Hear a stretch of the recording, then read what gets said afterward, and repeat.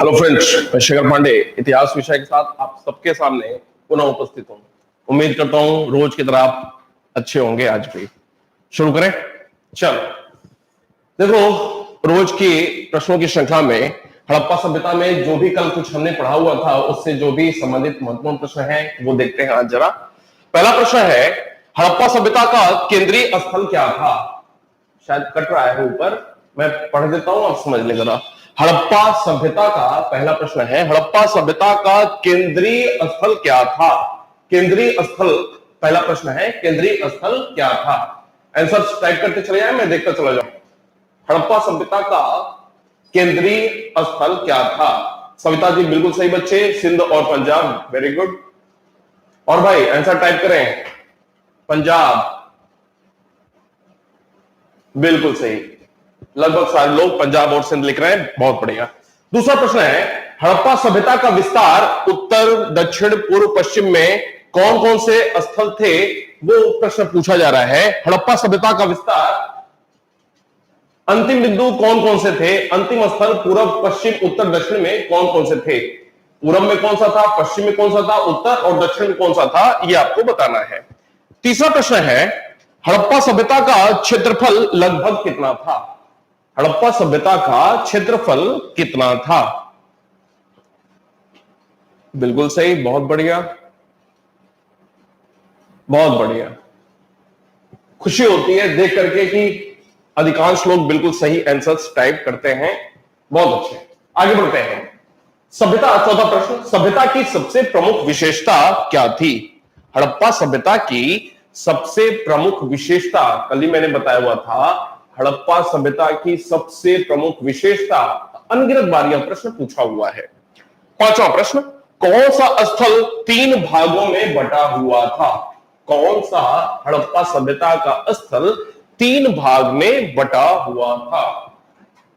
अगला प्रश्न है, किस स्थल के लोग कच्ची किंतु अलंकृत ईंट का प्रयोग किया करते थे? ईंटें कच्ची होती थी यहां के निर्माण में, लेकिन वो डिजाइनदार होती थी, अलंकृत होती थी।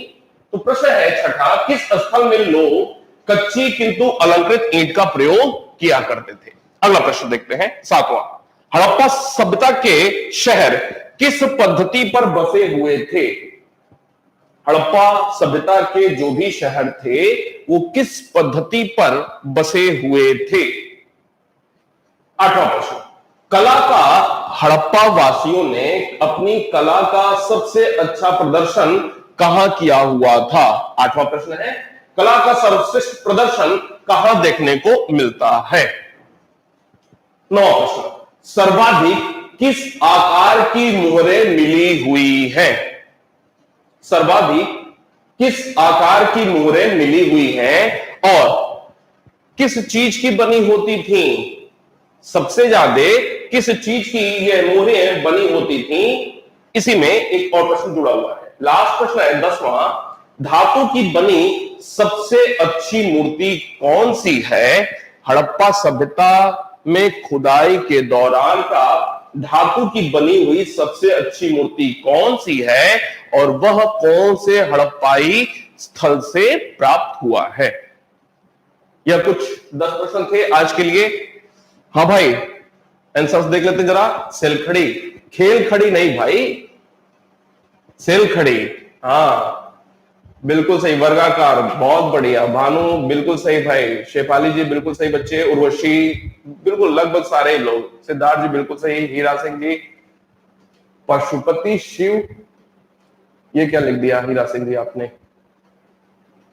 सही है, लगभग सारे लोग सही बता रहे हैं। आगे बढ़ जाते हैं।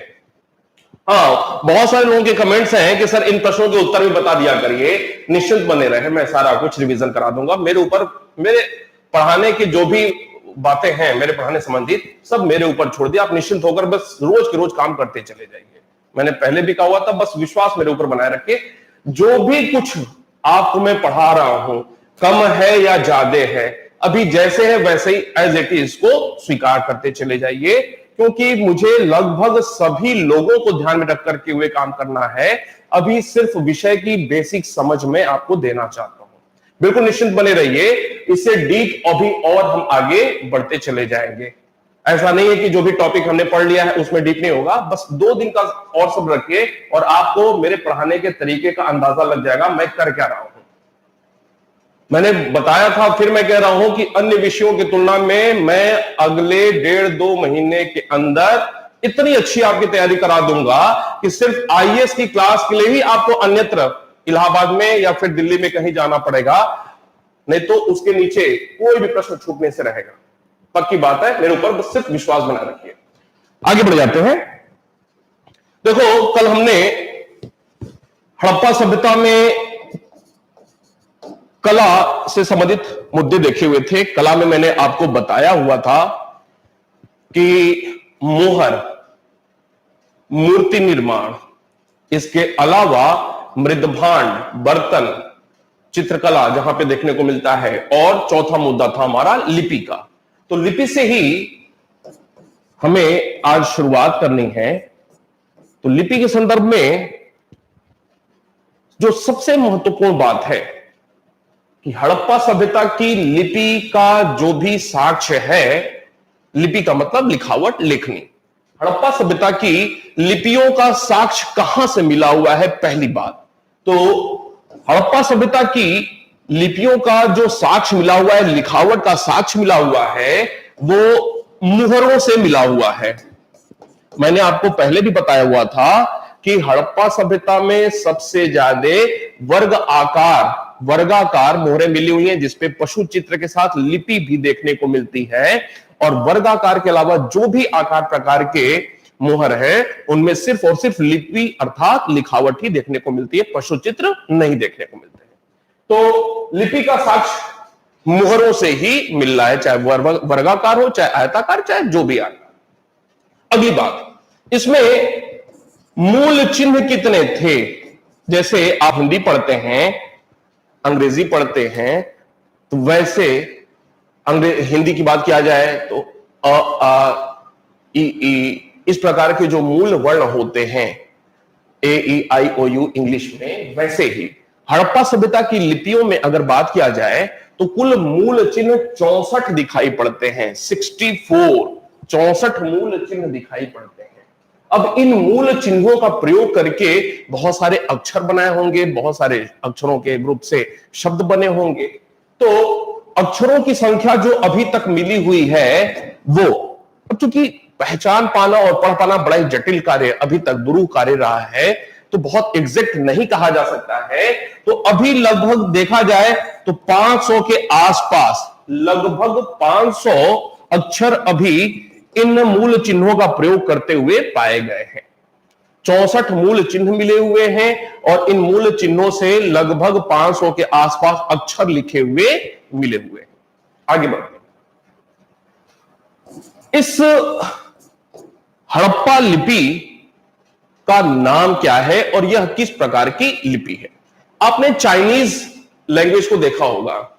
चाइनीज जो है कुछ आकार टाइप के वो लिपि उसकी दिखाई पड़ती है, चाइनीज लैंग्वेज की। हड़प्पा सभ्यता में भी कुछ ऐसा ही देखने को मिलता है और इसे किस प्रकार का समझा गया है? भाव चित्रात्मक किस्म की यह लिपि थी। भाव चित्रात्मक, ऐसे चित्र के रूप में जिससे कुछ भाव प्रस्तुत हो रहा हो, भाव चित्रात्मक लिपि थी। और इसका नाम क्या है? इसको कहा गया है बोस्ट्रोफ्रेंडम लिपि। बोस्ट्रोफ्रेंडम लिपि नाम दिया गया है, या इसी को और भी नाम दिया गया है गोमूत्रिका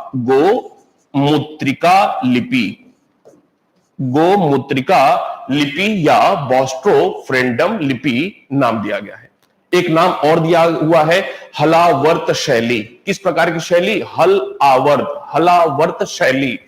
हड़प्पा सभ्यता के संदर्भ में ये लिपि से संबंधित कुछ महत्वपूर्ण तथ्य थे। आज तक लिपियों से संबंधित जो प्रश्न पूछे गए हैं, इन्हीं में से पूछे गए हैं, आगे भी यही से पूछे जाएंगे। एक प्रश्न और इसमें बनता है कि लिखावट का सबसे बड़ा साक्ष्य कहां से मिला हुआ है? सबसे बड़ा साक्ष्य लिखावट का कहां से मिला हुआ है? तो यह मिला हुआ है धौलावीरा से। कहां से? धौलावीरा से। सबसे बड़े लेख, जैसे मेरा नाम शेखर है, यह एक लाइन है, एक लेख है, वैसे ही सबसे बड़ा लेख हड़प्पा के किस स्थल से प्राप्त हुआ है? धौलावीरा से प्राप्त हुआ है, जहां पे 10 लिपि का प्रयोग किया हुआ है, 10 मूल चिन्हों के साथ अक्षर लिखे हुए हैं। हाँ भाई, कोई समस्या तो नहीं आ रही है? बताएं जरा, टाइप करें जल्दी। कोई समस्या तो नहीं आ रही है? जल्दी जल्दी भाई। No sir. चलो, धन्यवाद आपको।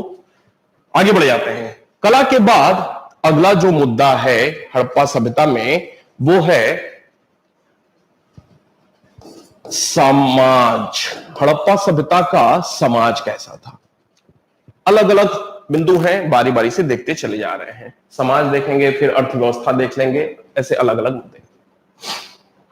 कल एक जन ने टाइप किया हुआ था, मुझे बड़ी मतलब आश्चर्य हुआ कि कैसे कैसे लोग जो है पढ़ाई कर रहे हैं और क्या क्या लिख रहे हैं। उसमें लिखा हुआ था कि सर आपने हड़प्पा सभ्यता को 3 भागों में बांटा, प्राक, विकसित और पतन का, और आप जो है आगे पीछे करके पढ़ा रहे हैं, नोट्स बनाना है। सर नोट्स कैसे बना पाएंगे? मुझे बड़ा ही आश्चर्य हुआ। बिल्कुल क्रम से ही चल रहा है भाई मेरे, मुझे नाम याद नहीं है, बिल्कुल क्रम से ही चल रहा है। 5-6 जो महत्वपूर्ण स्थल थे प्राक हड़प्पा के संदर्भ में, वो मैंने बताया, जो कि परीक्षा पॉइंट ऑफ व्यू से महत्वपूर्ण है, जहां से प्रश्न आते हैं।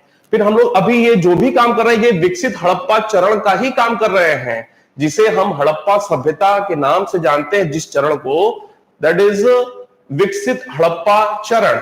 और 2500 से 1900 का जो समय काल है, यही विकसित हड़प्पा चरण का काल है। जब हम इस काल के संदर्भ में जो भी प्रमुख बातें हैं, जब इनको पढ़ लेंगे, तब लास्ट में जाकर के हम पतन का काल देखेंगे।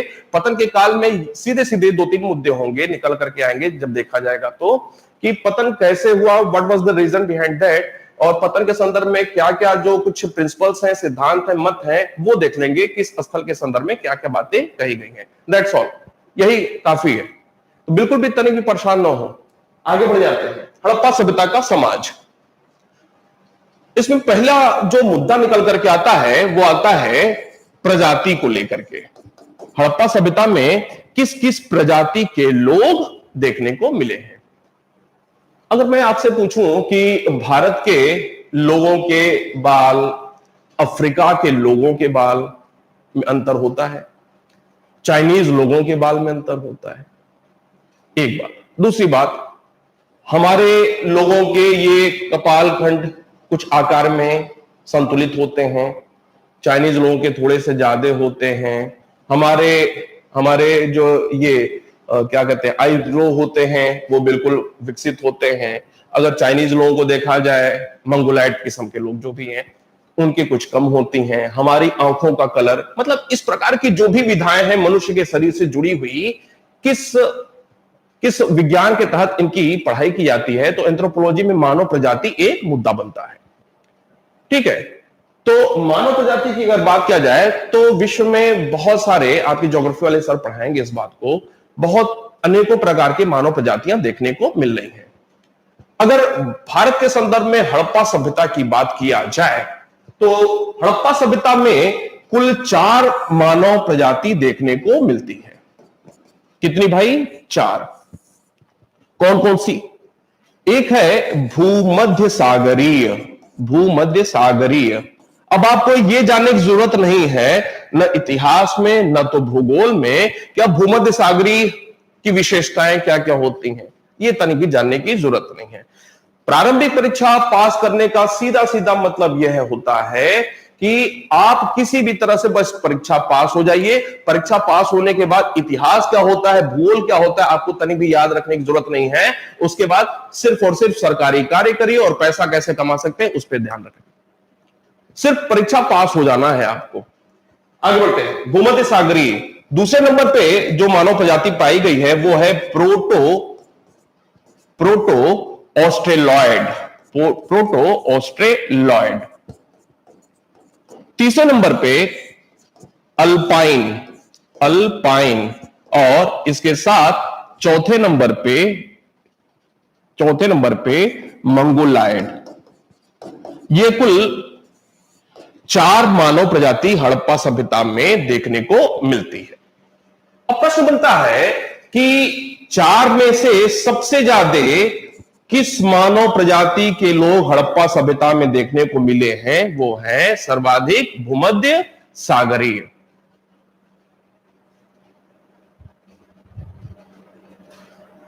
अरे आशुतोष जी, मैं कानपुर से हूं, कोई कानपुर से है, कोई मतलब नहीं बनता अभी क्लास में कानपुर की बात करने की।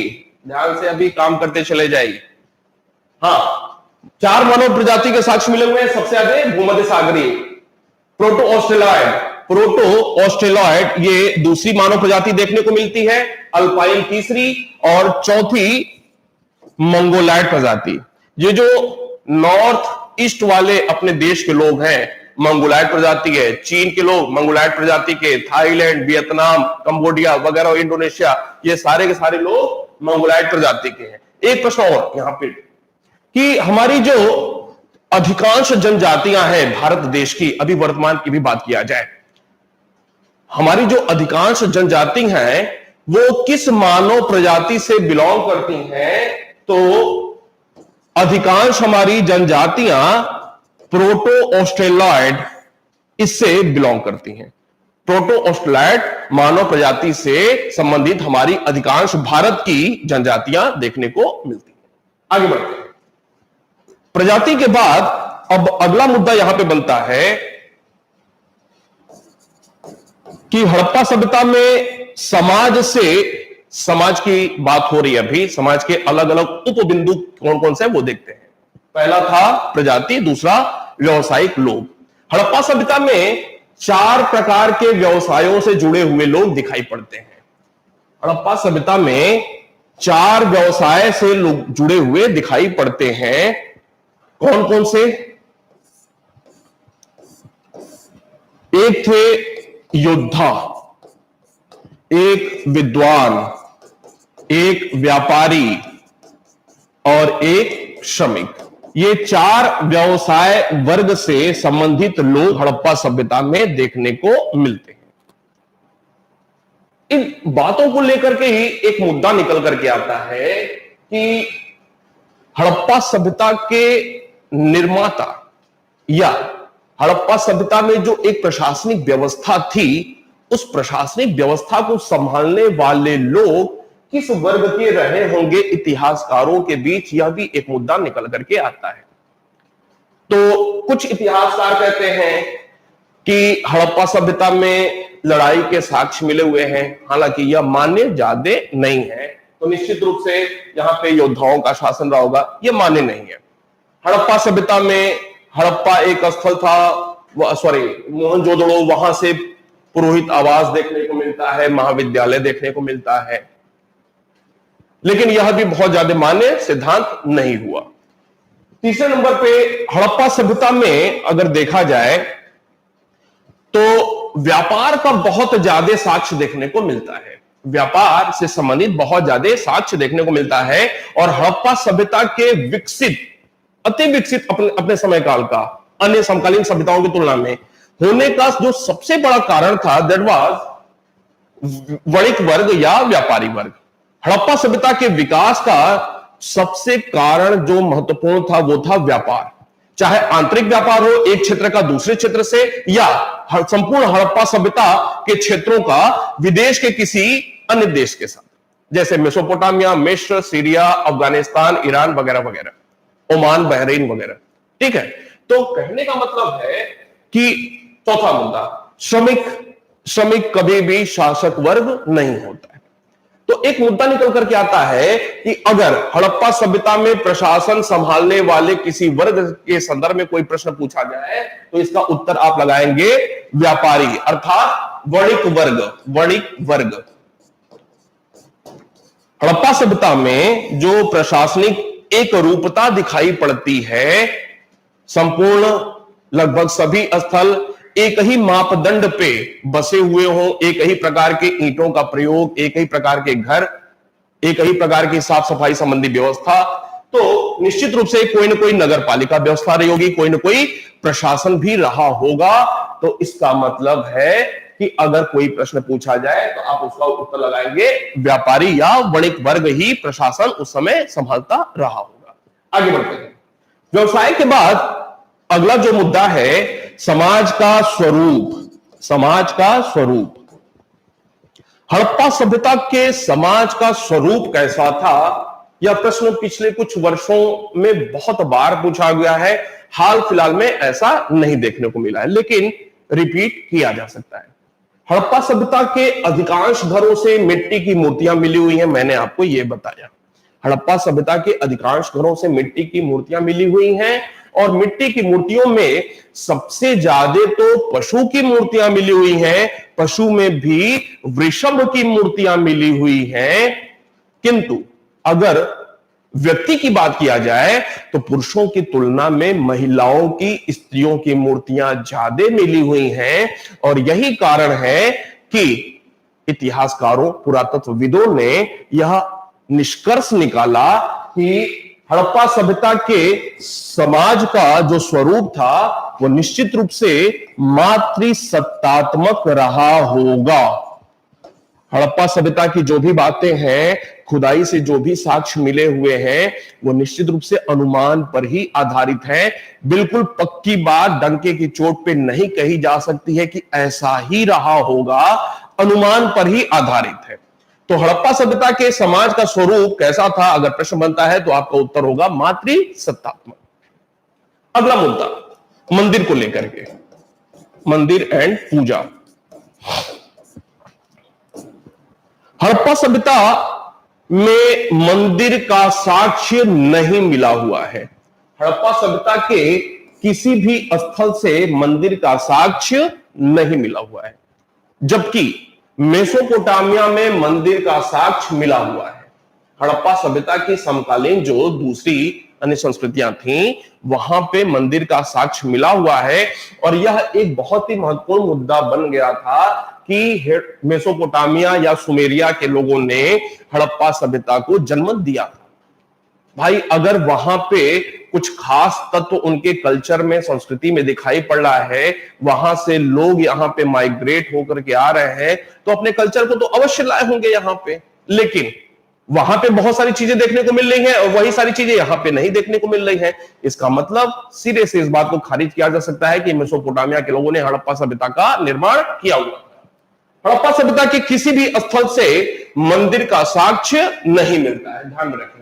लेकिन इसका मतलब यह नहीं है कि यहां के लोग पूजा नहीं करते थे, यहां के लोग पूजा किया करते थे। अब पूजा किस किस चीज की होती थी, तो पूजा के संदर्भ में अगर देखा जाए तो हड़प्पा सभ्यता के लोग पशुपति शिव की पूजा किया करते थे। मोहनजोदड़ो से अभी मैं सारे अलग अलग जो भी महत्वपूर्ण स्थल है उनके बारे में संभवतः कल मैं आपको बताऊंगा, यहां पे नोट करूंगा, आप देखते रहेंगे। हड़प्पा सभ्यता से एक योगी की क्या कहते हैं, मुहर मिली हुई है, और उसके आसपास वो कुछ पशु और ऊपर कुछ क्या कहते हैं, सिंह जैसी आकृति। जॉन मार्शल साहब ने इसका संकेत किस देवता से लगाया? पशुपति शिव से लगाया। किसने लगाया? पशुपति शिव। अगर प्रश्न पूछे कि किस एक विद्वान ने पशुपति शिव का साक्ष्य खोजा हुआ है हड़प्पा सभ्यता में, तो वह था जॉन मार्शल। तो जॉन मार्शल ने वो जो योगी वाली वहां से आकृति मिली हुई है, वो बताया कि यह पशुपति शिव के जैसे ही है। तो हड़प्पा सभ्यता के लोग पशुपति शिव की पूजा किया करते थे। इसके अलावा हड़प्पा सभ्यता के लोग मातृ देवी की पूजा किया करते थे। हड़प्पा सभ्यता के लोग विभिन्न पशुओं की पूजा किया करते थे। हड़प्पा सभ्यता के लोग विभिन्न वृक्षों की पूजा किया करते थे। हड़प्पा सभ्यता के लोग अपने धार्मिक कार्यों में, पूजा प्रार्थना में स्नानागार का प्रयोग किया करते थे। स्नानागार, महास्नानागार, मोहनजोदड़ो से महास्नानागार मिला हुआ है। महास्नानागार का मतलब है एक तालाब। अब ऐसा नहीं है कि बस मन किया नहाने का, कूद पड़े उस तालाब में, महास्नानागार में।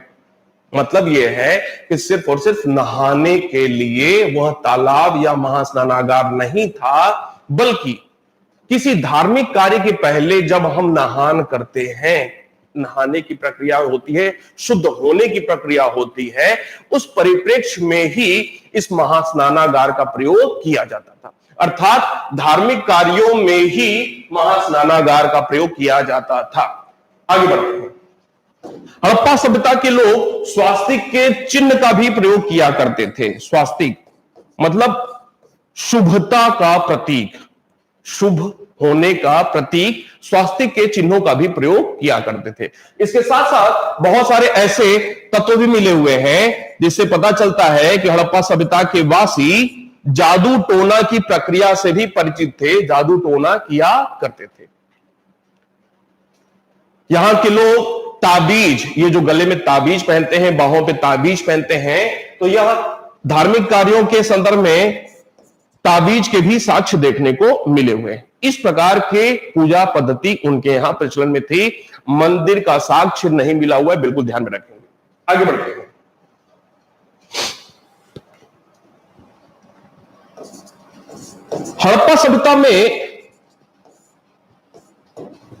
हड़प्पा सभ्यता के लोग परलोकवाद, लोक और परलोक, लोक का मतलब यह लोक हमारा भौतिक जीवन वर्तमान, और परलोक का मतलब मरने के बाद स्वर्ग नरक वाला जो कॉन्सेप्ट होता है। हड़प्पा सभ्यता के लोग परलोकवाद या पुनर्जन्म की सत्ता या सिद्धांत या मत को फॉलो करने वाले थे। मतलब क्या है? हड़प्पा सभ्यता के जो भी लोग थे वह पुनर्जन्म की सत्ता में, पुनर्जन्म के सिद्धांत में यकीन रखते थे। अब इसकी जानकारी कैसे मिली है? हड़प्पा सभ्यता के जो भी उसे संबंधित कब्र मिले हुए हैं, कब्र, तो हड़प्पा सभ्यता के कब्रों में दैनिक उपभोग से संबंधित, जो डेली रूटीन में हम कुछ खास वस्तुओं का प्रयोग अनिवार्य रूप से करते ही करते हैं, तो दैनिक उपभोग से संबंधित वस्तुएं उन कब्रों में रखी हुई मिली हैं। अब इतिहासकारों ने अंदाजा लगाया कि कब्रों में दैनिक वस्तुओं का रखा जाना निश्चित रूप से पुनर्जन्म की सत्ता से ही संबंधित है। ऐसा अनुमान लगाया गया कि मरने के बाद कम से कम आत्मा को इस बात का यकीन रहेगा कि मेरे पास कंघी है और मैं बाल संवार सकता हूं, मेरे पास अमुक चीज है और मैं ये काम कर सकता हूं, कोई भी काम। मतलब दैनिक उपभोग से संबंधित जो भी वस्तुएं थी उनके कब्रों में रखी जाती थी, और इससे यह अंदाजा लगा कि हड़प्पावासी पुनर्जन्म और लोक परलोकवाद के सिद्धांत में यकीन करते थे। आगे बढ़ते हैं। हड़प्पा सभ्यता में अगर अंत्येष्टि क्रिया की बात किया जाए, अंत्येष्टि, हड़प्पा सभ्यता में जो अंत्येष्टि क्रिया होती थी, अंत्येष्टि क्रिया 3 प्रकार से प्रचलन में थी। अंत्येष्टि क्रिया 3 प्रकार से प्रचलन में थी। कौन कौन सी? एक था पूर्ण समाधिकरण, पूर्ण समाधिकरण, या पूर्ण समाधिकरण को पूर्ण शवाधान, यह भी लिख सकते हैं, पूर्ण शवाधान। एक दूसरा था आंशिक शवाधान, आंशिक शवाधान या आंशिक समाधिकरण, समाधिकरण। और तीसरे नंबर पे दाह संस्कार। ये कुल 3 प्रक्रियाएं हड़प्पा सभ्यता में अंत्येष्टि, अंतिम क्रिया से संबंधित देखने को मिलती हैं। सबसे ज्यादा प्रश्न बनता है पूर्ण समाधिकरण क्या है? पूर्ण समाधिकरण का मतलब, शवाधान का मतलब कि आदमी मृत हुआ और एक निश्चित कब्र में उसको दफना दिया गया, सीधे सीधे। आंशिक में क्या हुआ? आदमी मरा। आंशिक समाधान में क्या हुआ? आदमी मरा, एक ऊंचे टीले पर उसके शव को रख दिया गया, चील कौओं ने मांस खाया, जो हड्डियां बची उन हड्डियों को इकट्ठा करके किसी कब्र में डाल दिया। यह हो गया आंशिक। दाह संस्कार आप समझते होंगे, आदमी मरा और उसको चिता पर लिटा करके जला दिया। अब हड़प्पा सभ्यता में सबसे ज्यादा प्रचलन में कौन सी प्रक्रिया थी अंत्येष्टि की? तो सर्वाधिक प्रचलित पूर्ण समाधिकरण की ही प्रक्रिया देखने को मिलती है।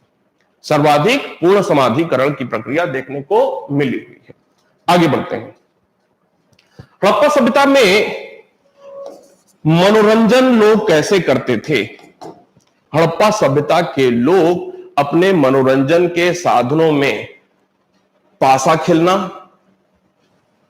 खेलना, फिर मछली पकड़ना, इसके अलावा पशुओं को आपस में लड़ाना, इस प्रकार के उनके मनोरंजन के साधन थे। छोटे बच्चों के लिए खिलौने वगैरह मिट्टी के बनाए जाते थे। ये कुछ मनोरंजन के साधन होते थे। सूती कपड़े का साक्ष्य मिला हुआ है, तो निश्चित रूप से यह पता चलता है कि हड़प्पा के लोग, सभ्यता के लोग सूती कपड़े का प्रयोग किया करते थे। अब समाज से संबंधित जो भी महत्वपूर्ण बातें थी वो यहां पे हमने देखा, और इसके बाद जो अगला मुद्दा है वो है अर्थव्यवस्था से संबंधित। अर्थव्यवस्था से संबंधित इस काल में अर्थव्यवस्था की क्या क्या कुछ खास बातें देखने को मिलती हैं। आपको मैंने बताया है कि हड़प्पा सभ्यता भारत की प्रथम नगरीय सभ्यता थी। प्रथम नगरीय सभ्यता। नगरीय सभ्यता कहने का मतलब कि लगभग 1500 से अधिक स्थल जो अभी तक जानकारी में आए हैं, उनमें से कुछ स्थल धीरे धीरे ग्रामीण परिवेश से होते डेवलप करते करते शहर की स्थिति तक पहुंच चुके थे। गांव से कस्बे बने, कस्बे से समय के साथ डेवलप होते होते, विकास करते करते शहरों की स्थिति तक पहुंच चुके थे। मैंने शहर के बारे में भी बताया हुआ था कि 70-75% के आसपास जहां पे जिन स्थानों पर औद्योगिक क्रियाएं होती हैं, कृषि कार्य नहीं होता है, वो शहर के रूप में जाना जाता है। तो प्रथम नगरीय सभ्यता थी हड़प्पा सभ्यता, लेकिन ऐसा नहीं था कि अधिकांश लोग शहरों में ही रहते थे। अधिकांश लोग अभी भी कहां रहते थे? गांव में रहते थे। अधिकांश जनसंख्या अभी भी गांव में ही रहती थी, ग्रामीण थी। ठीक वैसे ही जैसे भारत में शहर बहुत ज्यादा हैं, लेकिन अभी भी भारत गांव का देश के रूप में ही जाना जाता है, न कि एक औद्योगिक देश के रूप में। वैसे ही हड़प्पा सभ्यता के कुछ 8, 10, 15, 20 स्थल शहर के रूप में जाने जाते हैं, और उनके अलावा जो भी हैं वो सारे के सारे अभी भी ग्रामीण स्थल के रूप में ही जाने जाते हैं। दूसरी बात, अधिकांश आबादी कहां रहती थी? गांव में ही रहती थी।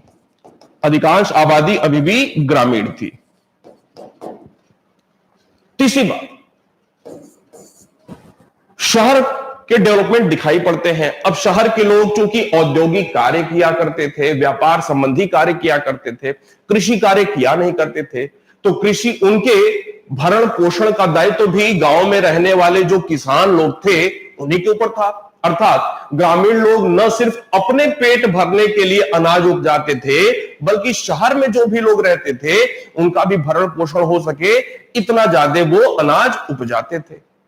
इसका मतलब है कि कृषि की स्थिति बहुत अच्छी थी, और यह लोग कृषि अधिशेष मतलब आवश्यकता से अधिक कृषि उपजाते थे। उत्पादन कैसा था इनका? आवश्यकता से अधिक। मुझे 2 किलो चावल की आवश्यकता है वर्ष भर में, तो मैं 2.5 किलो 3 किलो उपजा रहा हूं। अपनी भी आवश्यकता की पूर्ति हो रही है, गांव की आवश्यकता की पूर्ति हो रही है, और जो शहर में लोग रहने वाले हैं उनके भी आवश्यकता की पूर्ति हो रही है। आगे बढ़ते हैं। प्रश्न बनता है कि हड़प्पा सभ्यता के लोग किस प्रकार की कृषि, आज जैसे हम जानते हैं ज्योग्राफी में पढ़ने को मिलता है, खरीफ की फसल, जायद की फसल और रबी की फसल, अलग अलग समय काल में इनकी पैदावार देखने को मिलती है। वैसे ही हड़प्पा सभ्यता में किस प्रकार की फसल को लोग उत्पादन करते थे? तो यहां के लोग रबी की फसल उपजाते थे। रबी की फसल उपजाते थे।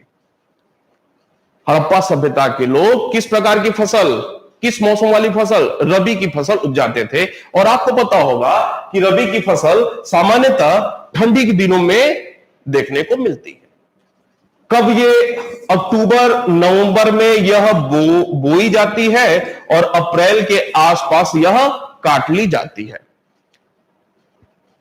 नवंबर के आसपास यह फसल, रबी की फसल बोने का काम होता है और अप्रैल के आसपास यह काटने का या कटाई का समय होता है। अब रबी की फसल में क्या क्या खास बातें देखने को मिलती हैं? कौन कौन सी फसलें होती हैं?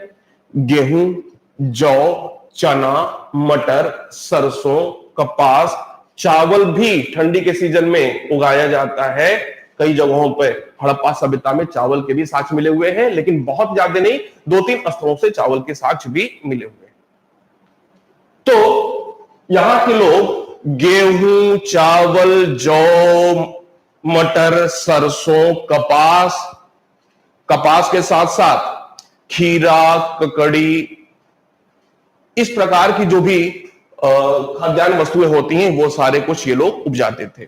अब एक प्रश्न महत्वपूर्ण यहां पे ये निकलता है कि विश्व में हड़प्पा सभ्यता के लोग कपास उत्पादन किया करते थे और कई जगहों पे लिखा हुआ है कि प्रथम कपास उत्पादक थे। उस समय यही प्रचलन में था। हड़प्पा सभ्यता के लोग प्रथम कपास उत्पादक थे, उस समय यह प्रचलन में था। इसी वजह से जब भारत में यूनानी लोग आते हैं, भारत में यूनानी लोग आते हैं तो उन्होंने भारतीयों के लिए या सैंधव सभ्यता के लोगों के लिए जिस शब्द का प्रयोग किया हुआ था वो था सिंडन। सिंडन शब्द का प्रयोग किया हुआ था। सिंडन, सिंडन का मतलब प्रथम कपास उत्पादक, जो कि सिंधु के आसपास रहने वाले लोग थे। सिंडन किसने? यूनानी लोगों ने। फिर से बहुत महत्वपूर्ण प्रश्न है, यूनानियों ने हड़प्पा वासियों के लिए या भारत के लिए सिंडन शब्द का प्रयोग किया हुआ है। सिंडन शब्द का प्रयोग किया हुआ है और सिंडन का मतलब होता है सिंधु के आसपास रहने वाले लोग जिन्होंने कपास उपजाया हुआ था। आगे बढ़ते हैं। अब वो कृषि के संदर्भ में जो अगली बात है वो है कृषि के लिए सिंचाई का होना जरूरी है। हड़प्पा के लोग किस प्रकार की सिंचाई व्यवस्था से परिचित थे? तो सिंचाई की अगर बात किया जाए तो हड़प्पा सभ्यता के लोग वर्षा जल पर आधारित बाढ़ के पानी का प्रयोग किया करते थे। बाढ़ के पानी का प्रयोग। बाढ़ का पानी कहां से आता है भाई? जब वर्षा बहुत ज्यादा होगी, वर्षा बहुत ज्यादा होगी तभी बाढ़ आएगा। तो हड़प्पावासी बाढ़ के पानी का प्रयोग किस पे आधारित? वर्षा जल पर आधारित बाढ़ के पानी का उपयोग अपने सिंचाई के लिए, कृषि कार्य के लिए किया करते थे। अब बाढ़ का पानी आ रहा है। बाढ़ का पानी कब आता है भाई? ये आता है जुलाई, अगस्त, सितंबर के महीने में। जुलाई, अगस्त, सितंबर के महीने में बाढ़ का समय देखने को मिलता है। अब वो चूंकि यह जो जगह है हड़प्पा सभ्यता वो पश्चिम उत्तर वाला क्षेत्र है और जहां की मानसून, ज्योग्राफी में आप पढ़ेंगे, जब यहां से मानसून दक्षिण पश्चिम में आता है तो इसकी 2 ब्रांचेस बन जाती हैं दक्षिण पश्चिम मानसून के, और एक मानसून यहां से आगे बढ़ जाता है, एक मानसून यहां से आगे बढ़ जाता है। और ये वाली ब्रांच यहां पे अरावली पर्वत है, यहां से आगे बढ़ते हुए इधर जाता है, एक इधर जाता है। ये जो हड़प्पा सभ्यता वाला एरिया है, हड़प्पा सभ्यता वाले एरिया में मानसून सबसे बाद में पहुंचता है अगर भारत की बात किया जाए, क्योंकि मानसून हड़प्पा सभ्यता के पश्चिमोत्तर क्षेत्र, भारत के पश्चिमोत्तर क्षेत्र में सबसे बाद में पहुंचता है। तो जुलाई के आसपास, जून लास्ट तक के आसपास तक ये पहुंचता है। तो बारिश के बाद जो बाढ़ का समय है वो जुलाई से शुरू होकर के जुलाई, अगस्त, सितंबर तक बाढ़ का समय है।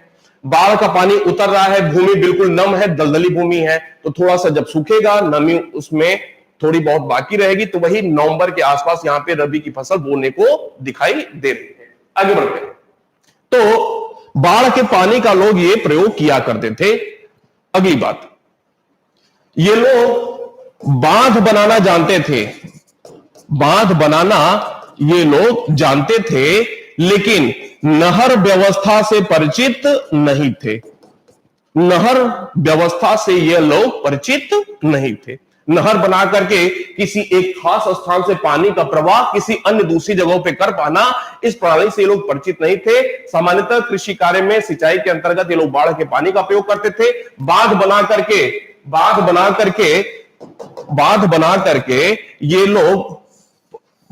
करके पानी रोकना तो ये लोग जानते थे, लेकिन नहर प्रणाली से परिचित नहीं थे। आगे बढ़ते हैं।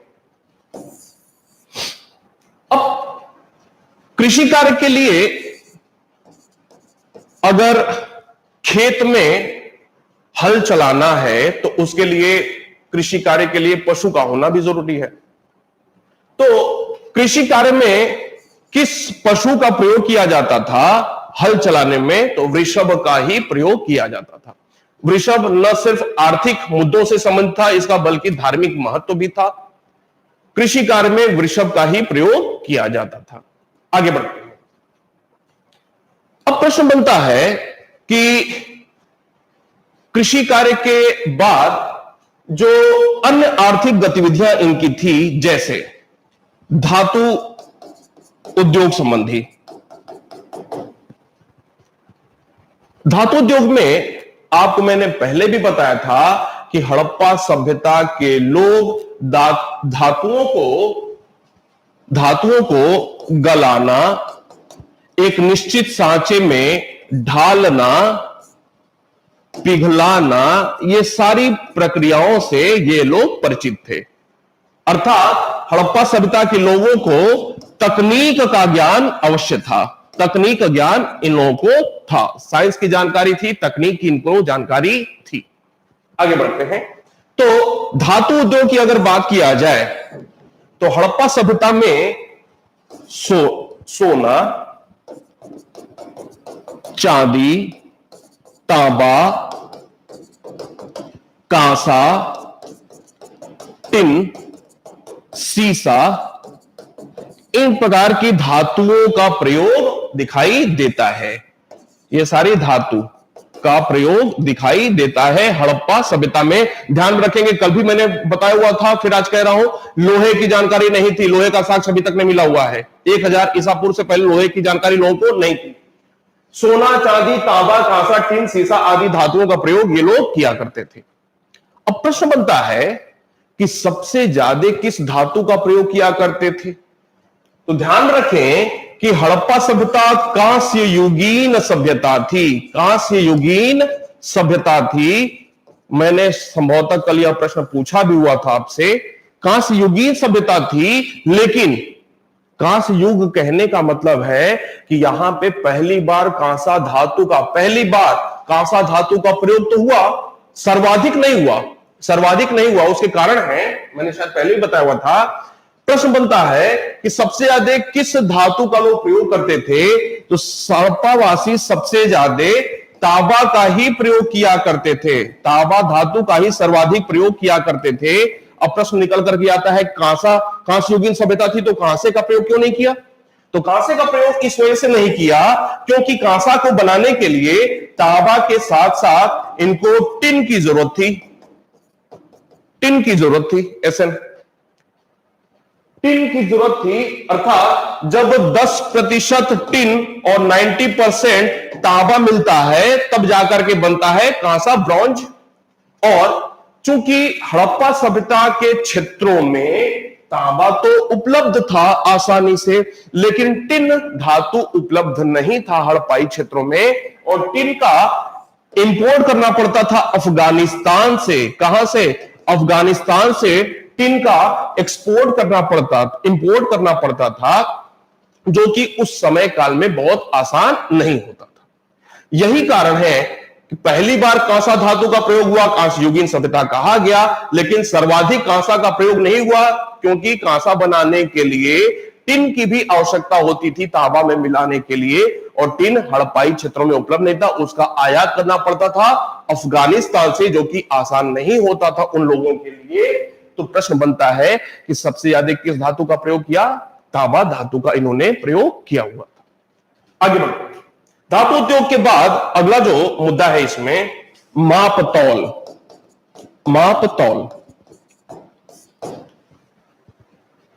मापतौल का मतलब बाट बटखरा। बाट बटखरा।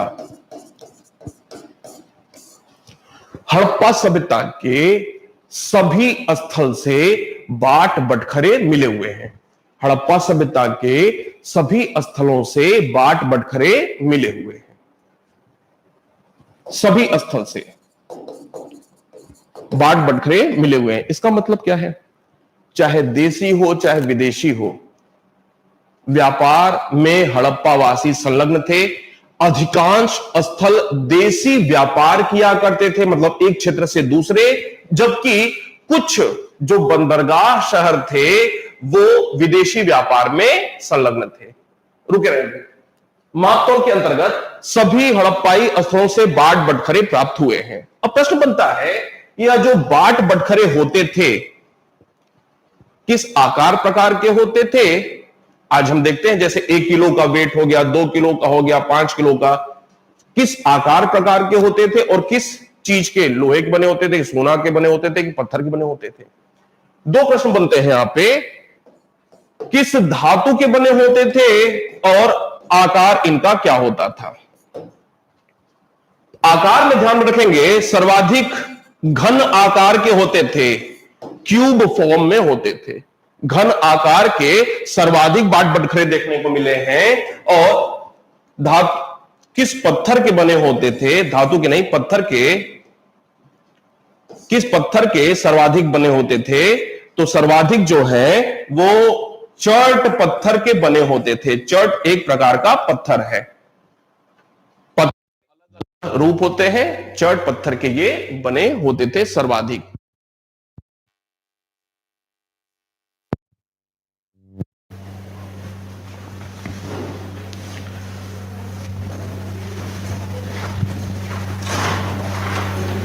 कंटिन्यू करें।